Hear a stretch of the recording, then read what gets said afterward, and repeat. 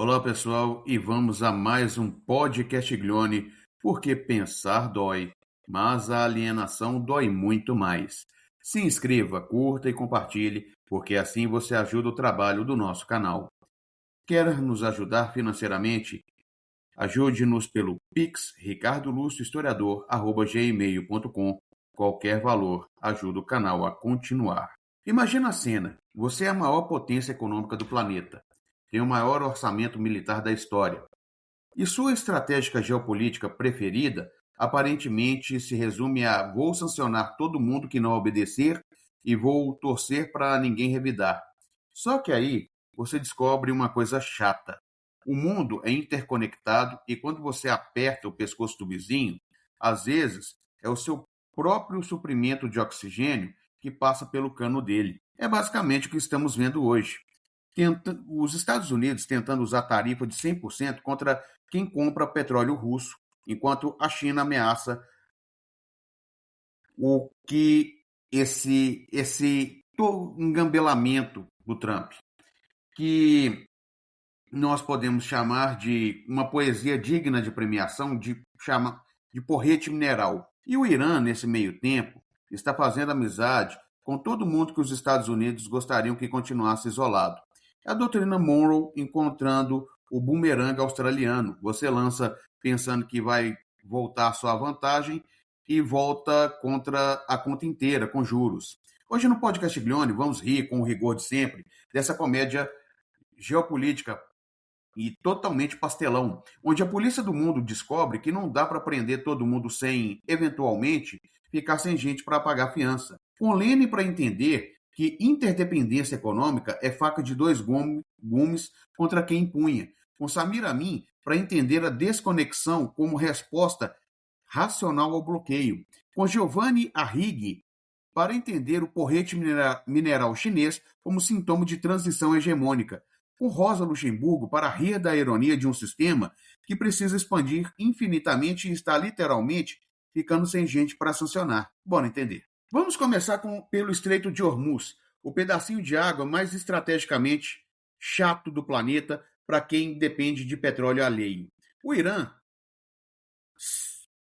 estaria buscando a administração conjunta do Estreito com Omã. Traduzindo, em vez de vocês, ocidentais, ficarem decidindo quem passa e quem não passa por aqui, que tal a gente conversar entre vizinhos que realmente moram na rua? Lenin, em O Imperialismo, explicaria isso com a clareza de sempre.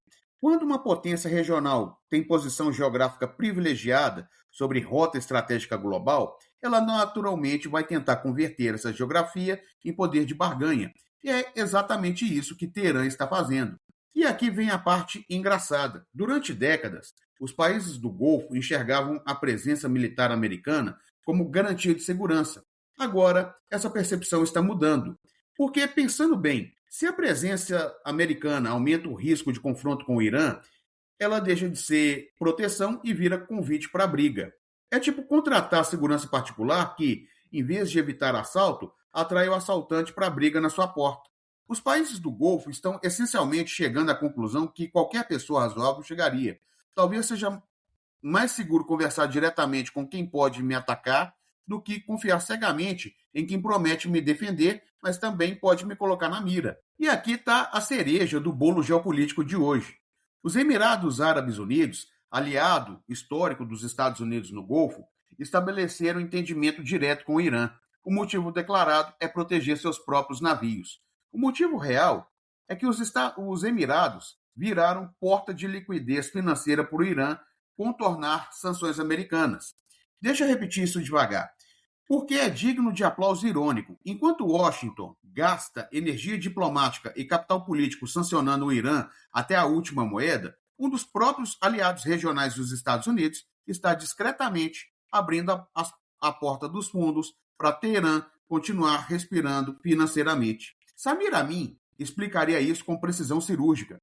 Quando o bloqueio se torna excessivamente amplo e agressivo, os atores regionais, mesmo os supostamente alinhados, descobrem que seus interesses econômicos concretos falam mais alto do que a lealdade ideológica abstrata a Washington. É basicamente a lição que todo pai já ensinou para o filho adolescente. Quanto mais você proíbe com rigidez excessiva, mais criativo o proibido fica para arrumar brecha. E os Emirados, gente fina, arrumaram essa brecha. Agora, a comédia geopolítica atinge nível de novela mexicana com reviravolta de última hora. Turquia e Irã, países com diferenças políticas e estratégias profundas, estão flertando com aproximação por causa de preocupação comum com movimentos curdos armados. É tipo dois vizinhos que brigam por tudo, muro, barulho, estacionamento, mas de repente descobrem que odeiam o mesmo cachorro que caga no jardim dos dois e resolvem fazer aliança temporária só para resolver esse problema específico.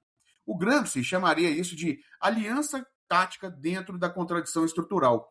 Turquia e Irã não deixam de ser rivais regionais, mas encontram um interesse convergente pontual que complica e muito os cálculos estratégicos de Washington e Tel Aviv, que contavam com essa rivalidade permanecendo estável e explorável.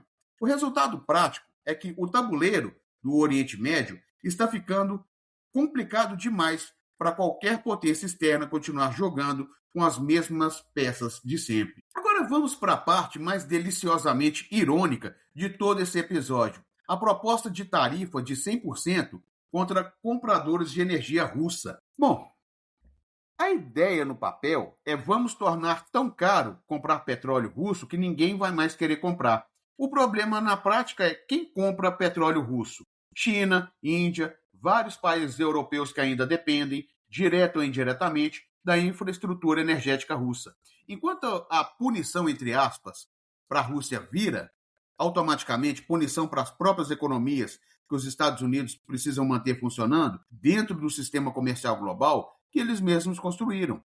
A Rosa Luxemburgo, em Acumulação do Capital, descreveria isso como contradição estrutural do capitalismo em sua fase de saturação.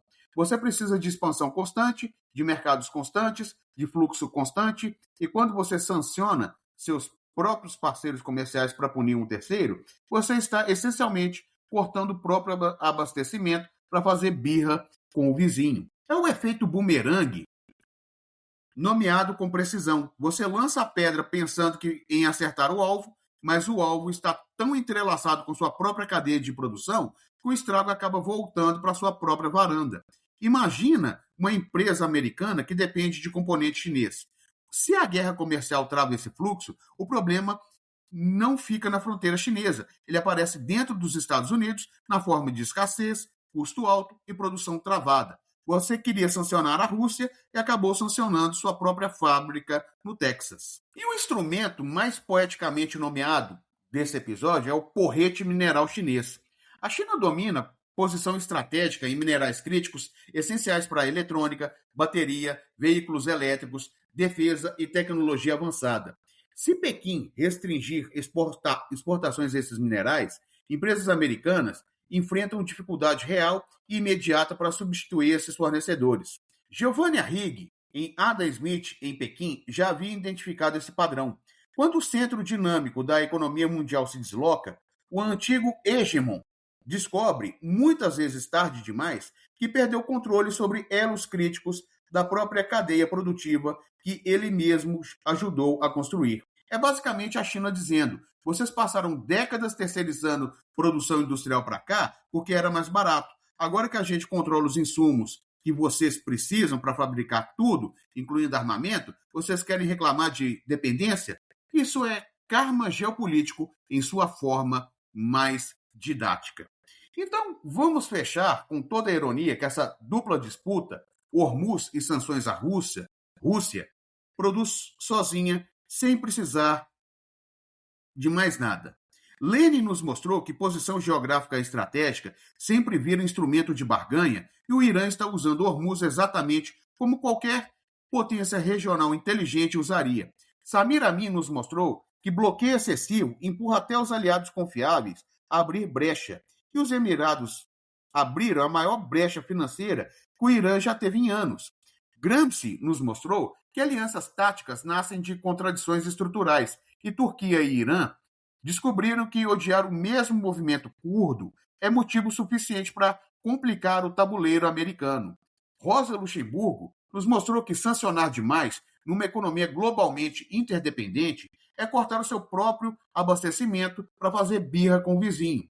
A RIG nos mostrou que o porrete mineral chinês é sintoma de transição hegemônica, não capricho de Pequim, mas consequência direta de décadas de terceirização industrial que o próprio Ocidente organizou. O resumo tragicômico do dia. Os Estados Unidos tentam sancionar a Rússia e ameaçam sancionar a própria cadeia de produção. Tentam isolar o Irã e descobrem que os Emirados, aliado histórico, abriram a porta dos fundos. E a China, satisfeita, segura o porrete mineral, esperando o próximo passo em falso.